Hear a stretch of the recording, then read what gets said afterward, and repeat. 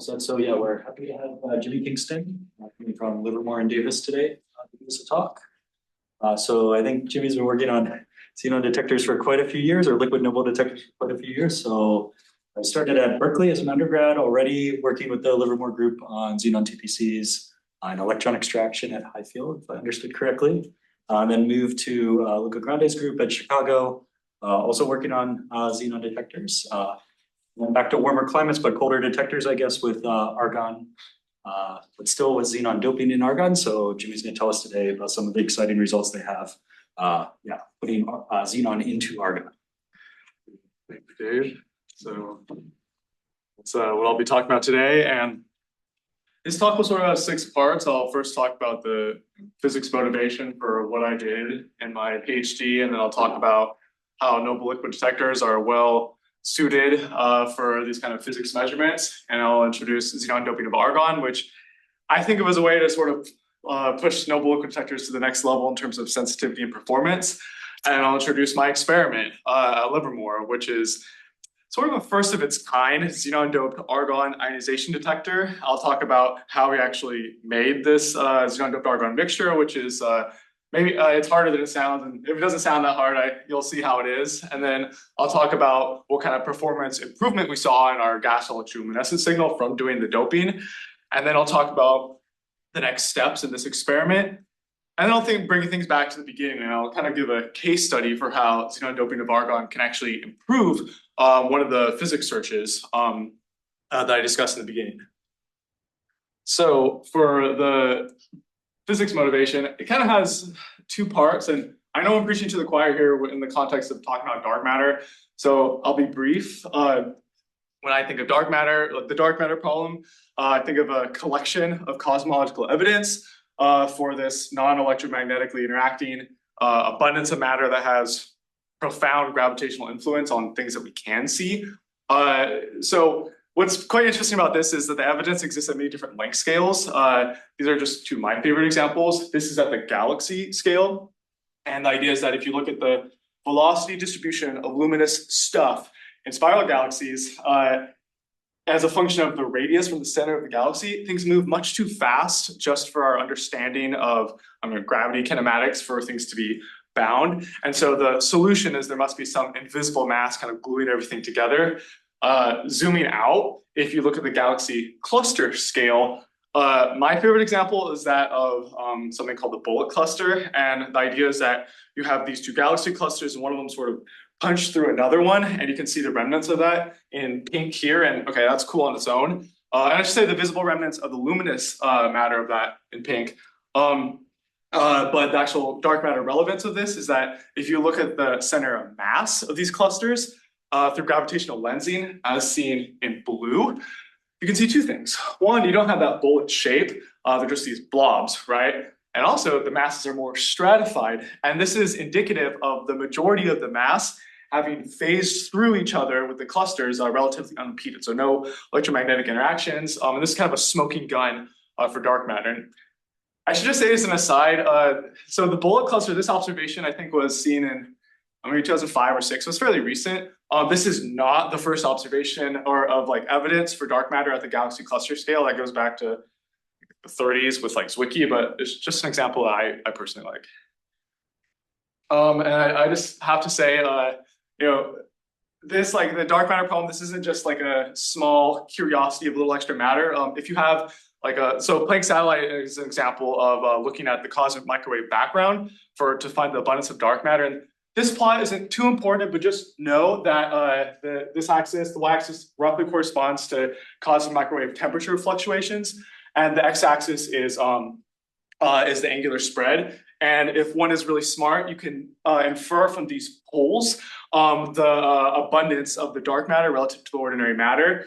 And you can see that there's over 5 times more dark matter than ordinary matter in the universe. So this is most of the matter is dark matter. So I just like saying that because I think it just makes it this is a problem really worth investigating. There are a plethora of models over a frightening different mass scale. It's 50 orders of magnitude, and I know some people are studying wave-like dark matter in this audience. So the one that I'll be focusing on, however, is the WIMP. This is relevant to the work done in my thesis, and just to introduce that, one, this stands for a weakly interacting massive particle, and I'll say some more statements about this in a moment, but just as a preamble, just consider it like a particle-like, as well as just GeV scale dark matter. So to explain more about what the WIMP is expected to be, I think can be well done through discussing its motivation. And there's sort of two angles for this. One of them is from a particle physics perspective. This equation looks nuts, but it's just like, this is kind of first order approximation of the Higgs boson mass, so the boson that gives things mass. And you have the bare mass and then all these correction terms. And what I just want, don't worry about everything. That capital lambda squared, that lambda is like, it's like UV cutoff value, and this is just like, where, it's the value you go up to before your theory breaks down. And this is like 10 to the 19 GeV scale, and the Higgs boson mass is like 125-ish GeV. And so the bare mass and these corrections need to cancel out really, really well to give you the true Higgs boson mass. And it's a little weird. So this is called like a naturalness problem in physics. And in particular, this is the gauge hierarchy problem. Something you can do to solve this is the introduction of something called supersymmetry. And the idea is that you have these supersymmetric partners to standard model particles. And it turns out that the corrections to the Higgs boson mass get corrected. And you can see that lambda gets engulfed. It's no longer squared. It's engulfed in natural log. And if your mass for your SUSY is like the supersymmetric mass, if that is like 100 GeV, which corresponds to like weak scale interactions, like this problem kind of goes away. And so in a way, you kind of solve the gauge hierarchy problem, which is okay. That's cool from a particle physics perspective. You can look at it from another angle, which is cosmological is very big. And if you consider very early universe, when these dark matter particles, like say the WIMP, was in thermal equilibrium, again, early hot universe, the dark matter could be annihilated and created freely, but as the universe cools, the dark matter can annihilate. There's not enough energy to create new dark matter, and so you could expect just naively that the number density just plummets and there's no more. There's a competing factor happening, which is the universe is expanding. And if the universe expands fast enough compared to the annihilations, you get this framework called freeze out, where the number density of the dark matter is constant forevermore.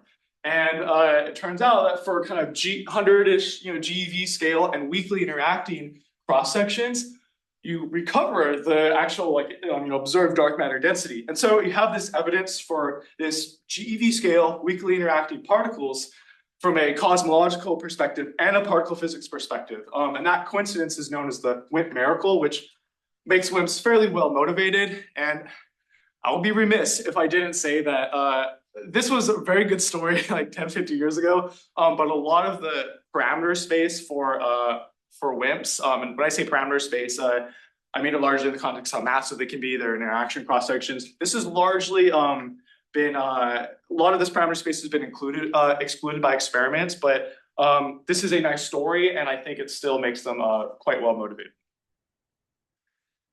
Okay, say that you're convinced and you're trying to detect WIMPs. What do you do?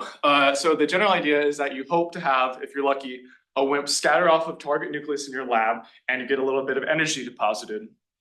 And on the right, this is for, you can see that the actual energy deposition that you get, and this, this is just from assumptions of how massive it is, as well as just like the velocity of the galactic halo. But you can see that for the energy you get depends on how massive the WIMP is. It also depends on your target. And by the way, this will be the first of many juxtapositions with argon and xenon in this talk. But within a few orders of magnitude, keV scale nuclear recoils. And it's a rare event. You're not going to have the dark matter scatter twice. So it's a single scatter keV nuclear recoils. And remember that chunk of phrase, because you're going to see it again in a couple slides. This is why my talk is not called Xenon-doping of argon for dark matter. There's another process I want to talk about called coherent elastic neutrino nucleus scattering, or SEVNS. And you'll see the connection with dark matter in the next slide. But just the general idea is that when a neutrino is sufficiently low energy, like tens of MeVs, it can see a nucleus of an atom just as a whole object and coherently smack off of it. And if you compare this interaction process with inverse beta decay, which is like the more conventional neutrino detection technique, you can see that the interaction cross-section is much higher. Okay, that's pretty enticing for actual neutrino detection. You'll see the catch in the next slide. I will talk about the one on the right first. This is the catch. This is neutrinos from a reactor, and I'll say more about that in a second. But you're again getting a kind of keV or lower energy depositions, and this is quite difficult. This is small. Give people a sense of scale. Like dark matter detectors, like looking for WIMPs, their thresholds usually around keV, maybe a little bit lower scale. So this is quite difficult to see. Again, also by the way, juxtapose argon and xenon. You can see argon has a few fewer interactions, but they're generally a bit higher energy. I'll say more about that again later. But it's kind of interesting with sevens in the sense that you can imagine some sort of practical application where, say, they have a 7 sensitive detector. Reactors emit neutrinos, and maybe you can monitor nuclear reactor through the neutrino emission through sevens. From a scientific perspective, if you measure the cross section, sevens on different targets, and you saw some deviation, for example, that can be an indication of beyond standard model physics.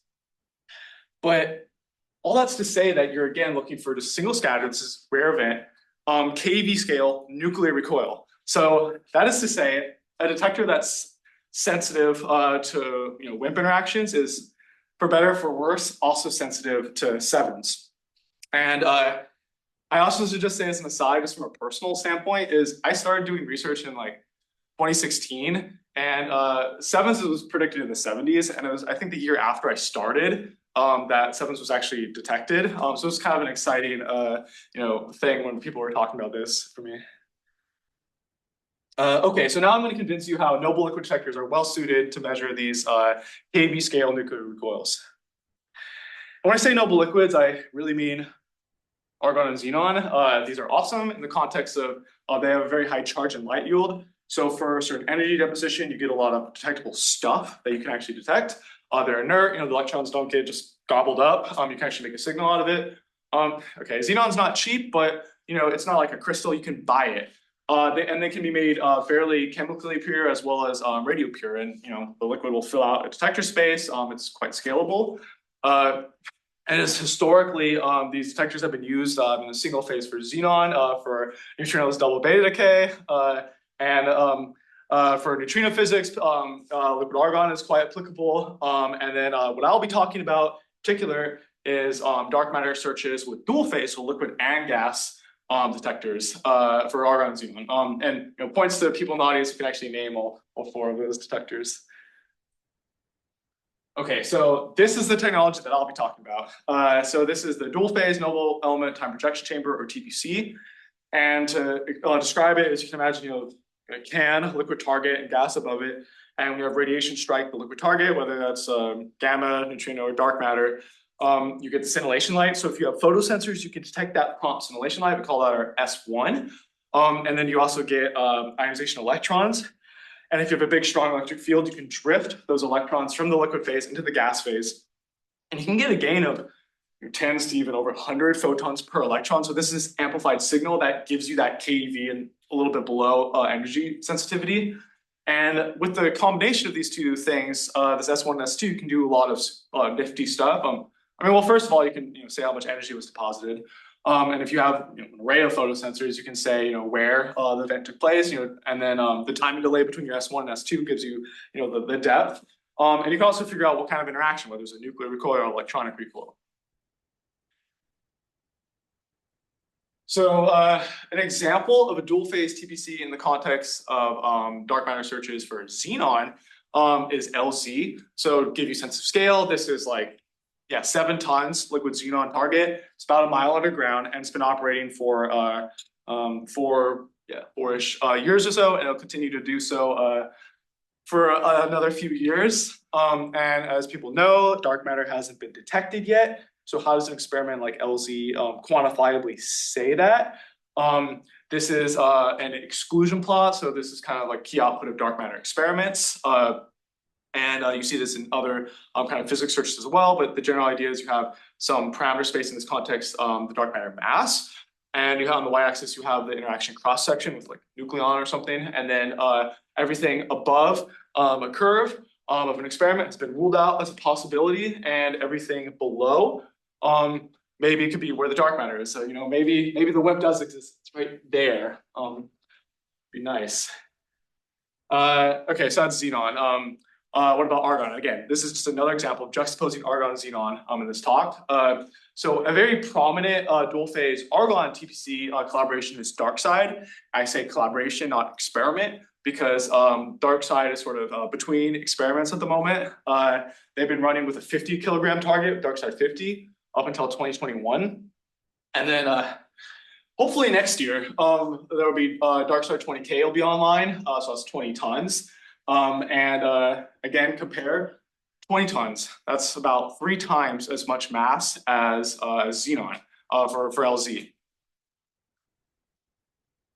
Okay, what about comparing these two in the context of their dark matter phase space reach?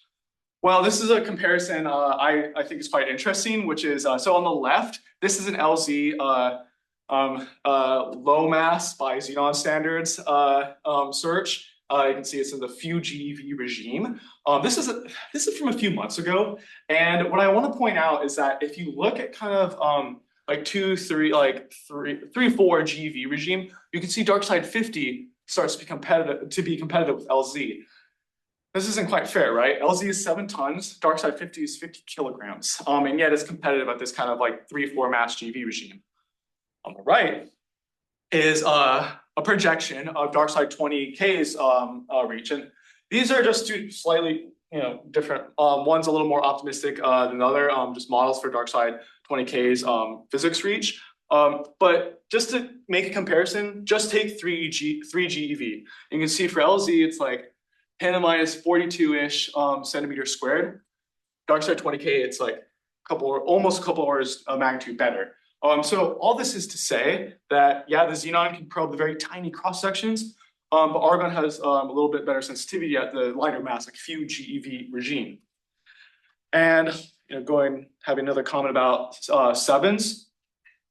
This paper on the left, LZ actually observed sevens, not from a reactor, but from the sun. And this is kind of a irreducible background for these experiments as they get more and more sensitive. And this is why I mentioned that these kind of dark matter detectors are sensitive to sevens, whether they like it or not. But this, yeah, I just want to explicitly say that because these noble liquid detectors, they have demonstrated an ability to see sevens. Let's say a bit more about sevens in the context of actually trying to detect it. So the first experiment to do this was from a few years ago in Russia. This is Red 100. It's with 100 kilograms liquid xenon. And they were fairly close to a 3 gigawatt reactor. And that's like typical for commercial reactors, like a few gigawatt scale. And unfortunately, they were not able to see sevens because I wrote single electron, but their few electron rate was quite high. And that's pretty much what you expect from a 7 signal, and xenon is just a few electrons. And so they couldn't see it. And they're planning to run with liquid argon next. Why would that help? Well, there's a few reasons.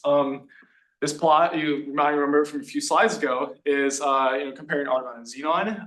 For argon, you have the higher nuclear recoil energies for your 7s interaction, so you get more electrons per event to detect.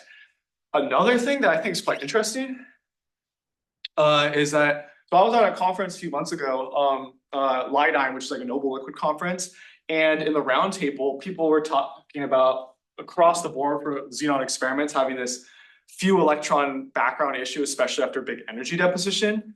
And the dark side people were saying, yeah, we don't have this problem. And so I think that made me think like, well, okay, maybe argon can be beneficial, in multiple ways for 7 searches. So we'll see what Red 100 sees. Okay, even more broad on the nose comparison with argon and xenon.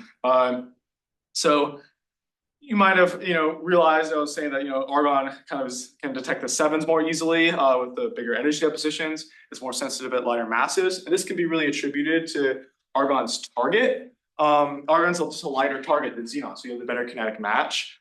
Argon's also colder, so liquid argon, so like 90 Kelvin versus 160. And remember this, you're going to see this again later. But so you can freeze out impurities better, which could possibly gobble up, your electron signal, or your scintillation can prevent scintillation light, and can instead just give you thermal excitations that you can't detect. Also, like 1% of what you breathe is argon, versus xenon, which is like tens of parts per billion or so in the atmosphere. On the other hand, xenon is like the scintillation light, and remember these numbers, I know it's a lot to remember, you'll see everything again. So xenon is like 175-ish nanometer light, which is just easier for photosensors to detect. The photon detection efficiency is typically higher, or the PDE. And excitation and ionization energy is lower for xenon compared to argon. So with the same energy deposition, you get more stuff that you can actually detect. And also, the scintillation lifetime for xenon is significantly shorter than argon. So your timing resolution is better. You don't have as much pileup. And if you, I know I'm talking to a lot of Nexo people here, but disregarding the fact that xenon is less radioactive than argon, in many contexts in that table, one kind of likes the argon target and you like the xenon signal. And in that sense, it would be very nice if you could have exactly that. And it turns out that when you dope argon with xenon, this kind of happens. So on the left is the different emission spectra for xenon-doped argon in the gas phase. And you can see that at the tens of parts per million phase, you start to go from the 130-ish nanometer light, which is just argon de-excitations, to, we're not sure if it's just atomic xenon or argon xenon, but you start to get this 150-ish nanometer line, and then you even start to get just xenon dimers, like 175 nanometer light. And in the liquid phase, this happens even faster. It's denser, it's easier for energy transfer to happen. And you can see that, the 110 ppm level, you're already dominated by the xenon de-excitation. Okay. What are the implications of this? Well, there are many. Going back to the photon detection efficiency aspect for photosensors, and this is a plot for the PDE, or photon detection efficiency, for SIPMs, which are just a photosensor from Hamamatsu, which is just a photosensor commercial provider. And just look at the red curve, not the blue one. Red is more modern UV sensitive SIPMs. But you can see that the PD is higher for xenon light compared to argon. And also I should just say that before I say more, my group has characterized these SIPMs in liquid argon, and with liquid argon light. I am the fourth author. Okay, so with that said, there's many other benefits you can expect, such as you can expect the scintillation. That's one, the xenon scintillation lifetime is shorter. So maybe as you dope, maybe the scintillation gets sharper.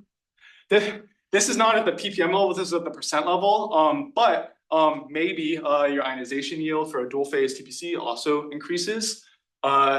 And additionally, maybe your scintillation yield goes up. We know the excitation energy of xenon is lower than that for argon. We know the Rayleigh scattering length is longer for xenon light in liquid argon versus argon light, and that can be useful for big argon experiments like Dune, for example. And maybe you get more light per electron in the gas phase. We know, because again, we know the scintillation, the excitation energy for xenon is lower than argon. Okay, so there's a lot of potential big benefits. So what's the catch?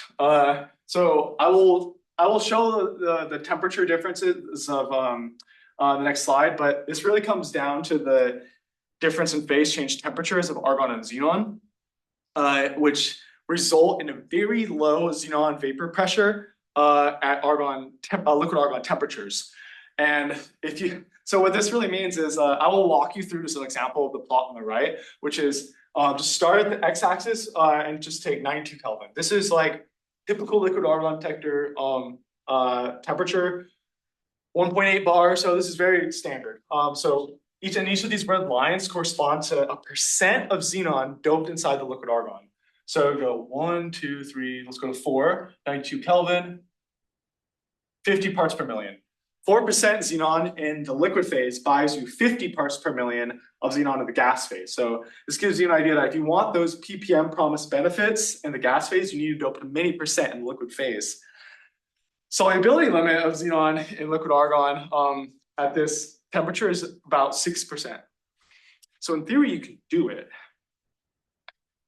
And this is what I promised earlier. You can look at this while I talk about why, in a practical sense, this can be very difficult. There's a lot of practical engineering constraints that make this not so easy. One example on the leftmost side is, say they have some xenon-rich argon gas and you're trying to condense it, through some cold space designed to condense liquid argon. The xenon, like the liquid argon won't freeze, but the xenon could freeze. Say that you've just somehow managed to dope your xenon into your liquid argon and it's not stirring well. And the xenon can locally exceed the solubility limit and freeze. And another thing can happen, which is noble liquid has a tendency to wake up a cryostat wall. And if you have just a dual phase system, so it's liquid temperature at the bottom of a cryostat and maybe the gas phase at the top, it could be warmer, you have a heat load coming down. And so if you have the heat load coming down, you can evaporate that wicked liquid on the wall, and it'll preferentially evaporate, the thing with the lower phase change temperature, the argon. And so you'll be left behind with this really rich, this xenon saturated and fairly isolated argon liquid, and the xenon can dissolve and you'll get xenon ice again. And remember this one because you'll be seeing this again later. So that is all to say, it'd be very nice if you could manage all those cryogenic problems, practical problems, and you could just dope to nearly the solubility limit and see how your gas electroluminescence, your S2, actually improves all the way up to that point. Just a simple 2-grid TPC, you have just a cathode, liquid level and anode, just some shield for your SIPM rays. This would all be very nice. And that is exactly what I did for my thesis. Just made a liter scale, few kilogram percent level xenon-doped argon TPC. There's sort of kind of two goals of this experiment. One is to actually investigate the challenges of making this mixture, and two, actually see what you get for the ionization signal for going through so much trouble. I will first talk about this one. And to actually talk about how to make that happen, I will first mention how do you do this for just a single component system, just pure argon or pure xenon? Well, a very standard technique is you flow some gas mixture into a condenser, it condenses, liquid dribbles down to your detector.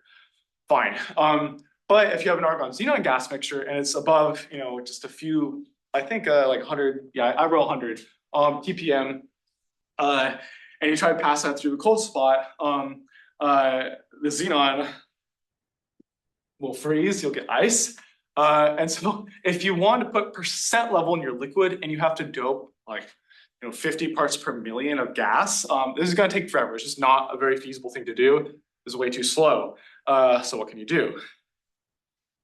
So we devised this kind of two-stage technique where instead you can flow gas, percent level xenon-rich argon gas, keep it hot, with the heater, and you put it into this kind of preliminary chamber, this like heat exchanger, and that xenon-rich argon gas can just be plunged directly into a liquid chamber like here, and that xenon can just dissolve. And then it can flow into your detector. This can be some crazy space with a bunch of bubbles and stuff, who cares? But the liquid can actually travel more stably into the actual primary bath. And this is a lot more feasible in the sense that, if you have for a 1-2 kilogram detector, you can dope to, a percent in a matter of hours. So this is way more feasible.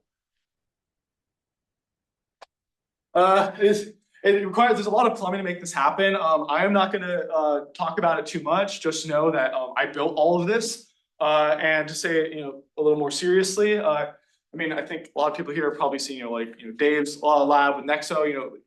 Noble liquid detectors require a lot of plumbing, and you can believe that and that's for a single component system. You can imagine a dual component system requires even more plumbing, all other things being equal. And also to just be vague, there's also a lot of instrumentation wiring, and this can extend to things like not just temperature sensors and pressure sensors, just wiring with like your mass flow controllers, LEDs, this just wiring I did for the photosensors. There's a lot, just know that I built all of this. So there's a lot going on behind the scenes. This isn't a typo, I don't want to spoil it for another slide or so, but the other thing that's important as a monitoring device is measuring the xenon concentration inside of your mixture, because yeah, you can have some mass flow controllers that tell you how much stuff was put in the system, but you don't want to just trust that all the xenon was stirred well. So you want to have many different handles for measuring the xenon concentration. So we have one for measuring the xenon concentration in the gas phase, just residual gas analyzer, RGA. We have a Raspberry Pi camera, just looking inside. This is a little deep fried picture, but it's a camera looking down an optical port, just looking for ice. And then we have this capacitor for measuring the xenon concentration in the liquid argon. This one was actually pretty hard, so I'm going to talk about this a bit more. What does that actually even mean? It comes down to the fact that argon and xenon have different atomic polarizabilities. And so the dielectric constant of liquid argon and xenon is different. I think it's like 1.5 for liquid argon, 1.8-ish for liquid xenon. But the point is that in the limit of low xenon in the argon, you actually end up having a fairly linear relationship between the dielectric constant and the xenon fraction. Okay, so if you have a capacitor inside such a mixture where the dielectric between the electrodes is a xenon-doped argon liquid mixture, the capacitance is going to be linearly dependent on the xenon concentration. And in this way, you can actually monitor the xenon concentration in the liquid phase. This is something I designed. So this is a CAD model, and this is actually a real thing. And then just to give you a sense of scale, it's a few inches box. This is just bolted in the bottom of the cryostat. There's kind of a reference and an active capacitor just to control for things like cable noise fluctuations. But for the case of the active capacitor, which is the one that doesn't have like PTFE filled it, actually the space between the electrodes, this is one electrode and this is another, it's supposed to have the fluid. And you're trying 0.1% xenon doping corresponds to around half a femtofarad. So this is small, especially considering that you need to wire some cables. Cables have capacitance. I mean, out of a cryostat, into something in the lab that you can actually detect. But without saying too many details, we did this fairly well. This was a doping campaign that I'll talk about for the next couple of slides, where we doped about 2%, little 2.35%, I think, in our dual phase mixture. And this is the different steps, how much we doped in each one of the 4 steps. And on the x-axis is how much the capacitance changed in value. You can see it's fairly linear. Okay, you calibrate the capacitor. This is what it looks like on the capacitance or the xenon concentration in time in this doping campaign. The pink bands are just when we did the doping, and then the black is just the moving average. But the takeaways of all this is that the capacitor has this like 0.0-ish 5% precision. It's pretty good. And it's also sensitive to how we did the doping. You can see that this is fairly sluggish. These are kind of these sharp, kinks, and this is a little more rounded. So we just did different things with the thermal profile of the detector. The capacitor is sensitive to that. And also, if you're sensitive to if you have a stable temperature in your detector, which we can monitor, if the capacitance changes and you're not doping, this is changes in the xenon stability, ice forming. So this is a way to be sensitive to that.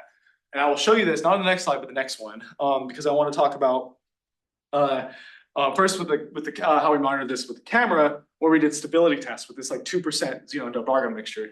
And you can see, remember this from a few slides ago, with the heat coming down, the ice buildup, the gas-liquid interface, you can see xenon ice buildup on the order of hours if you do things wrong, which essentially is you have a very warm cryostat and you flange and you have heat come down. If you don't do that and you keep the top quite cold, essentially just uniform temperature cryostat, minimal heat, you don't have the ice buildup on order of days. And I know that sounds really obvious, but it took a while to figure this out, and it was also even harder to instrument. But once we figured this out, we didn't have the ice buildup by the camera. And also going back to the capacitor, we also observed the same stability. So the red on the left is the xenon concentration with that big heat thermal gradient. The black is like 10 Kelvin gradient, and the blue is essentially 0 thermal gradient. That like kind of drop at the end is when we change some stuff at the very end. But the point is that if you have no thermal gradient, the mixture is stable. The other cool thing is that if you have the ice, you can actually wash it off by making the top of the flange so cold that you just make argon rain come down, and you can just wash your xenon back into the detector. And another thing is, okay, well, maybe the mixture is stable, but you have the xenon localized to some space you aren't expecting. It's not uniformly mixed. So what we did was we just forced a ton of bubbling inside the cryostat with just a heater. And we looked at the xenon concentration before and after, and it's the same. So we believe that the xenon is well mixed. We believe it's stable. And this was never done before in a dual phase mixture. And so this was published a few years ago, and I was the third author. And I kind of took this to the next level. After that paper, I doped over twice as much, and I did a longer campaign over a few months. Things went a little crazy at the end with like a failing heater as well as the capacitance meter, had some problems. But barring that, this was sort of a demonstration that if those things don't go wrong, we can dope the percent level essentially as long as we want.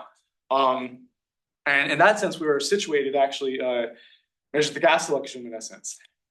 But to do that, you need a detector. So something I spent a lot of time on was building a kind of prototype two-grid time projection chamber, TPC. That's a CAD model of it, which I designed. This is on the right is some parts that I fabricated. I won't say too many details, but just know that I designed it. And this is a picture of some high voltage grids. These are some photosensors, which I'll show more explicitly in the next slide. But this is just a nifty thing. It's very easy to take in and out, and it works quite well. This is the full thing assembled in the middle picture.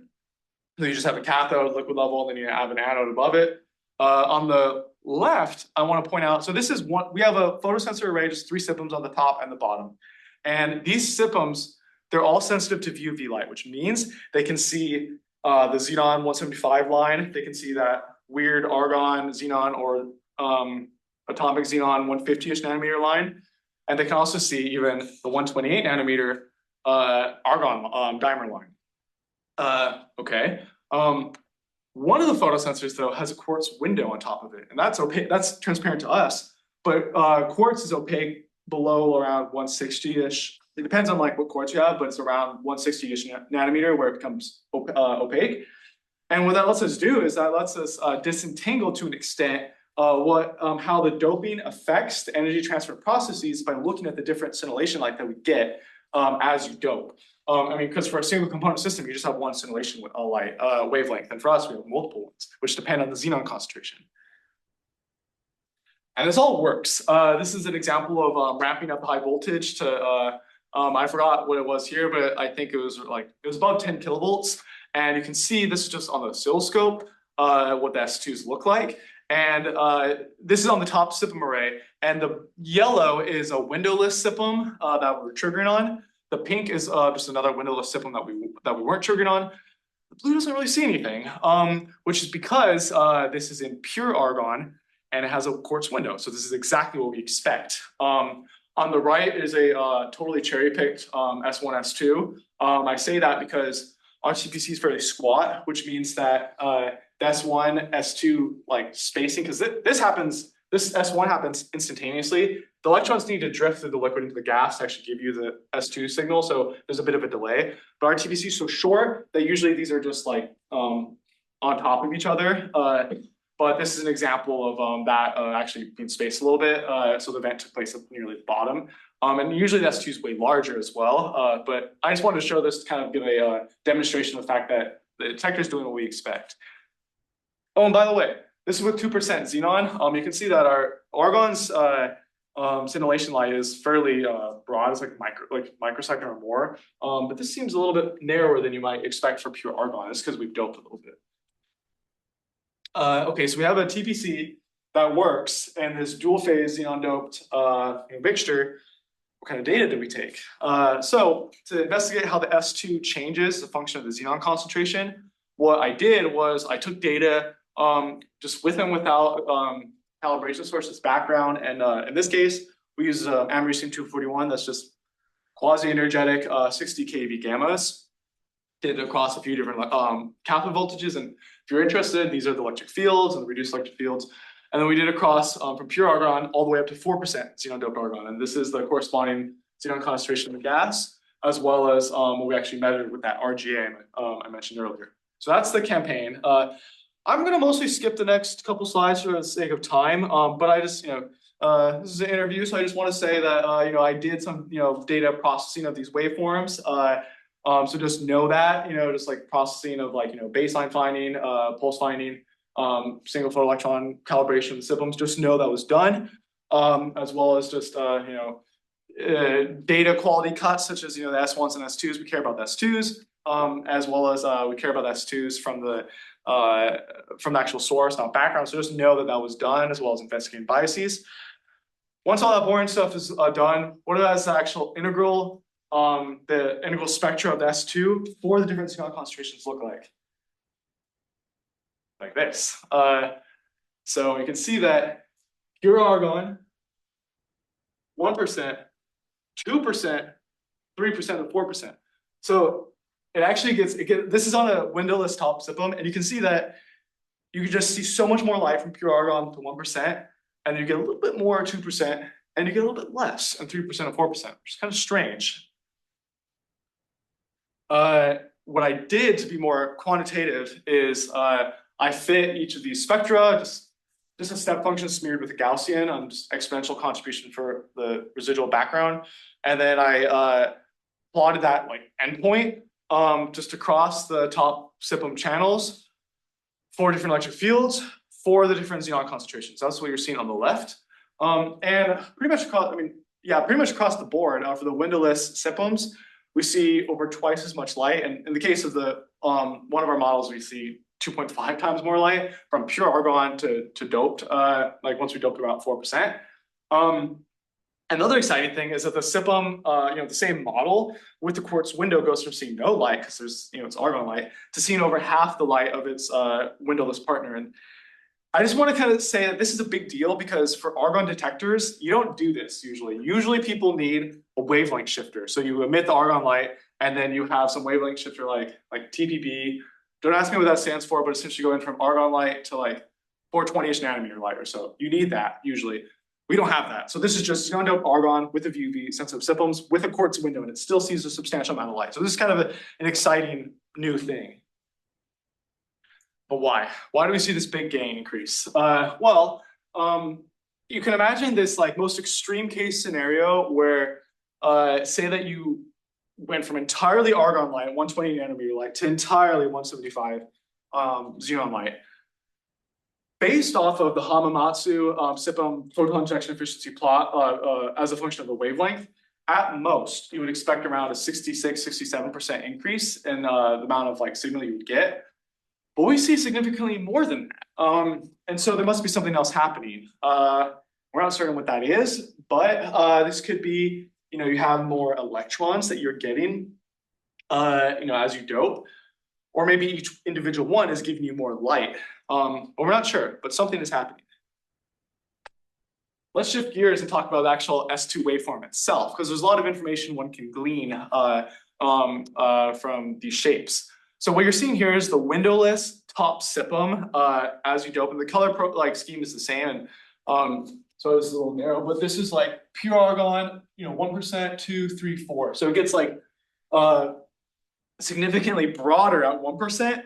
And then as you dope past that, the waveform gets sharper, which is quite curious to disentangle what's happening. And remember, this SIPM can see all the 3 different bands of light, the argon light, that 150-ish nanometer light, and that xenon light. So this is a combination of all of them.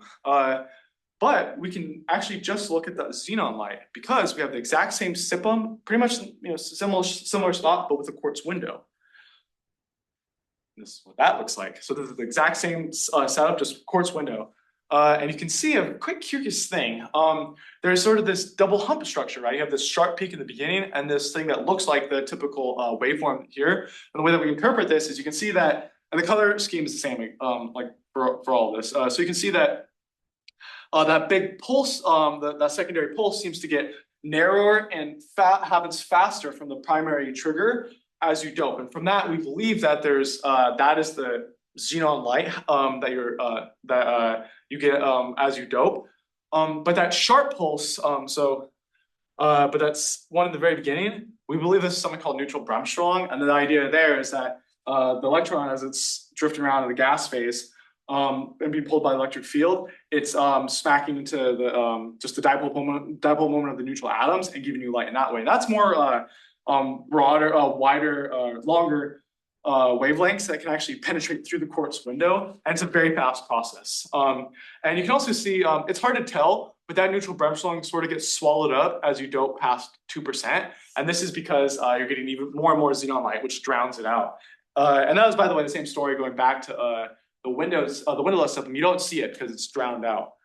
And from this, can we infer sort of a model on this energy transfer process? And this is what I propose. And on the leftmost side is kind of the standard story for noble liquid detectors, is that you have some short-lived singlet and a DX sites, and you get the scintillation light. And you have a long-lived triplet, DX sites, and you get the scintillation light. But as you dope, that long-lived triplet, which is like a microsecond or so, maybe sometimes as you dope, instead of de-exciting, it finds a xenon atom and it transfers this energy to the xenon atom and get an excited xenon. Maybe it atomically de-excites to like that 147 nanometer line. Maybe it finds another argon, and maybe it finds an argon atom and you get the de-excitation. Or maybe they find another xenon atom and you get the xenon-xenon dimer. And you get the characteristic 175 nanometer light. So there's a few different processes that can be happening, and we can model it because we have the waveforms. So starting with the windowed SIPLM, this is, you just model the neutral Bremsstrahlung plus this two-step exponential of the xenon building up and then decaying. And you can see that this this model matches the data quite well. And these are just this is all the same SIPLM, just for the different xenon concentration. So 1, 2, 3, 4%. We didn't put, there's no pure argon because that's just, you don't see anything. It's just the neutral Bremsstrahlung. What about the windowless SIPLM? So what you're seeing here is the same deal. And this is why there's 5, because the first one is the pure argon. So the blue is actual data, and then the yellowish, orangish waveform is the windowed SIPLM, which must be a subset of the windowless SIPLM. So you can see it's the long tail we sort of matched. And then it just has the addition of this argon dimer term. And so you can't see it very well because it matches, but we also fit this. We also modeled this as well with that additional term. And as you can see, because you can't see it, it matches the data quite well. And this has been accepted for publication recently, and I am the first author. So I just have 3 more slides about the outlook, which by that I mean, what are the next steps for CHILLAX, actual in terms of hardware upgrades? Well, you might remember that there's just 3 photosensors on the top and the bottom. And we want to add more. We want to have an array. So the idea is to upgrade to a 4x4 SIPLM array. They may or may not each have their own readout. We'll see. But that's one thing. You just get more light collection efficiency. The other is adding a reflector inside of the time projection chamber. So you can reflect the light that forces it to bounce into your photosensors. And all that is to say that you can hopefully, because right now we don't quite have the single electron sensitivity, but hopefully that will get us there so we can actually see the single electrons. And then of course, as you can see, the TPCs are much taller now, which is because the goal is to add field shaping rings and an extraction grid. And that might sound like just words, but the point is that that electric field that drifts the electrons from the liquid phase, close to the gas phase, can be independently controlled compared to the extraction field, which pulls them into the gas and give you the electroluminescence. So disentangling those can tell you a lot of new physics about what's actually happening. And as you can see, substantial progress has been made for this. Something that these are some of the rays, and you can see they haven't had their surface mount soldering yet done, but that's kind of in the works. So that's actually the upgrades for CHILLAX. What kind of outlook for future measurements? Well, you might remember, WIMPs and 7s are these kV scale nuclear recoils. So it'd be very nice to measure the ionization yield of argon as you dope to higher and higher xenon concentrations. One way this can be done is you just collimate a DD generator just through some shielding. You shoot it into CHILLAX, which is I might have forgotten to say the name of my experiment. It's called CHILLAX. I'm not even going to say what it stands for, but that's the detector's name.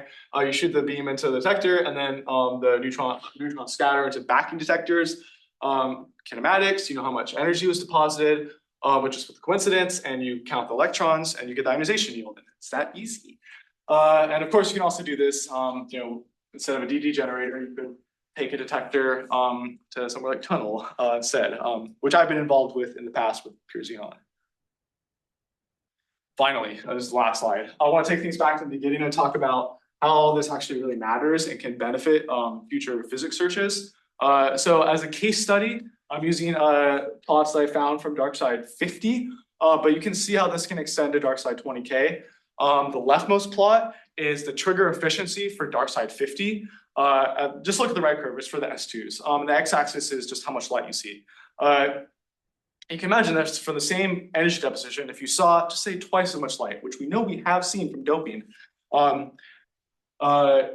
trigger efficiency can go way, way up.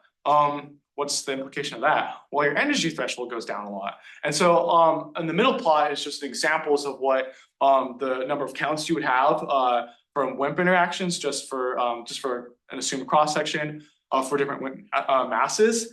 And you know, if your energy threshold goes down, the amount of counts that you would get goes up.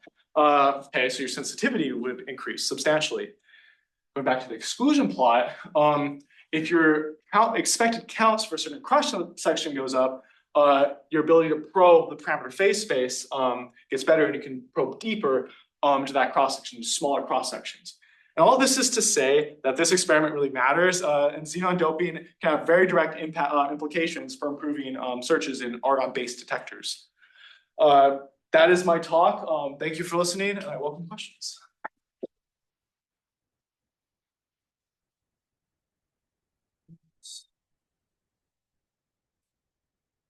Go ahead.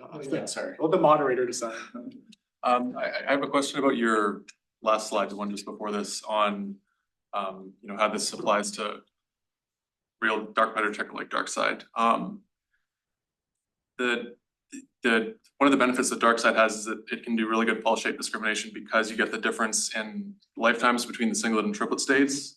How is that affected when you put a bunch of xenon in it? Yeah, that's a very good question. People might have noticed that in my comparison of argon xenon table, there's these red, bad, and green, good. And for the argon scintillation lifetime, I put black because, like, you know, you could potentially lose your pulse shape discrimination ability. That is something that we would totally measure with just electron, like, you know, with a gamma source and with a neutron source to find out. But you know, xenon can do you know, nuclear recoil versus electronic recoil, you know, as well, but instead just like your S1 S2, you know, ratio. So maybe that gets better for xenon-doped argon. We're not sure, but that's a very good point. So we'll see. Yeah, so you had some, like, starting around like slide 39, you had figures showing like a xenon concentration in your detector. Are those xenon concentrations inferred from the capacitance? I think I know probably The one for this one, right? Yeah, Oh, like okay. that, for example. Well, like going, so this is like, I guess, the reference capacitance, but then like going forward, you have other places where you're saying that you have such and such xenon concentration. Is that then referred to this? Yeah, so it's from the capacitor. However, there's a few ways that we kind of handle it, which is we have the naive measurement, which in the gas electroluminescence study, we use that because it seems to be trustworthy, which is you pass all of your gas through mass flow controllers. So what that is to say is you say, okay, like I'm going to throttle certain flow rate of how much argon goes into my detector. I know exactly how much argon like atoms are in there. You know what I mean? And then same thing for the xenon. And so you have this naive idea of what your concentration is. And then we calibrate it with the capacitor, and then we trust the measurement with the mass flow controllers. But if the capacitor is indicating that the xenon concentration is shifting, then ice building up, and then we don't trust that number anymore. I see. Yeah, so that's the general idea. And for the liquid phase, you know, we trust that quite a bit because I mean, almost all the xenon is going to be in the liquid phase. There's very little in the gas. Yeah, that's a good question. Yeah, on your slide 53 and 54, I didn't fully understand your explanation of the double bump with the windowed SIPM. I'm Yeah. really curious because you see the same thing in liquid nitrogen with windowed Oh, really? cores. I don't. Liquid nitrogen. I don't know if you would get. Is this like an electric field or no? Okay, so it's not the same thing because that primary peak. This is neutral bremsstrahlung, and this has like this can only occur in an electric field. So the idea is that when the electron is moving in the gas phase, so I get the story right. It's the it interacts with the dipole moment of the atoms, and it can give you this very fast light that is like. It's longer than VUV. I don't know exactly. It actually depends on electric field, but it's longer than the cutoff for the quartz. So that's what that first one is, and we believe it because with the pure argon, the quartz window should see no light. That's like the conventional argon light, because there's no xenon to energy transfer, right? So all that is to say that made us quite confident that the first peak is the neutral bremsstrahlung. The second peak. We believe it's the xenon light, that 175 nanometer light, for two reasons. One, you might have remembered this 150 nanometer peak, but we don't think it's that because that can't penetrate the quartz window. But we also think it's xenon light because you can see that as you dope, it happens it happens closer and closer to the fast neutral bremsstrahlung, and it also gets sharper. And what we believe is happening is that the xenon is building up. The xenon, like going to the it's the next slide. Yeah. So the idea is that you get the buildup of the excitations here, and then you have the decay of the excited states, and that kind of two-step exponential process, is characteristic of like that of that hump. So that's what we think is happening. And it behaves the trend of like getting narrower and faster as you dope. So I think it's a different thing that's happening with the liquid nitrogen. And on 53, do you have any sense for those average, like how big are the signals that you're seeing? This is with your the gamma from the MRS here? Yeah, so 60 kV gammas. I forgot how many like single photoelectrons it is. Was that A bunch. Yeah, it's a lot. It's very high statistics. And and I should also say too, all of these waveforms are just done with the endpoint of the americium 241 as well. In which case we do see like a pretty good amount of light. It's pretty much like I think slide. So this is just like the S2s that you see like in just the parameter space of how much light you see versus the rise time of the S2. And we do essentially data quality cuts to look around here, where this is the endpoint of the americium 241. So pretty much everything we pull from is around that spot.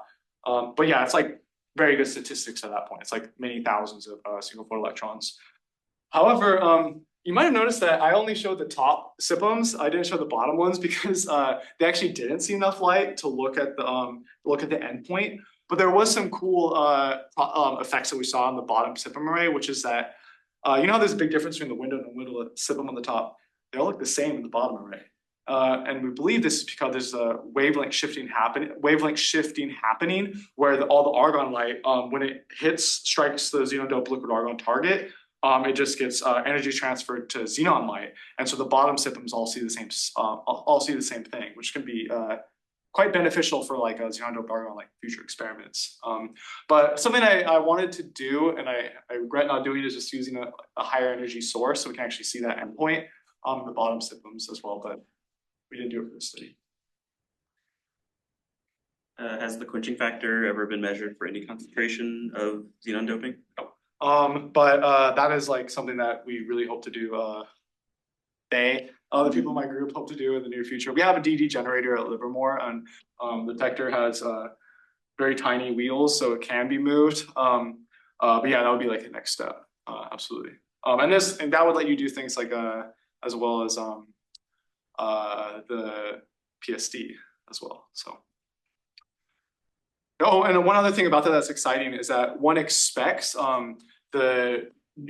so you saw how much the light increased as you doped, but we expect that the amount of light that you get is the increase you get is biased towards lower energies. Quenching factor, that means lower, for the same nuclear recoil energy, you would expect, for nuclear recoils, you would expect more boost to the light than electronic recoils from gammas. But that would, we'll see, so. No questions, let's thank Jimmy again.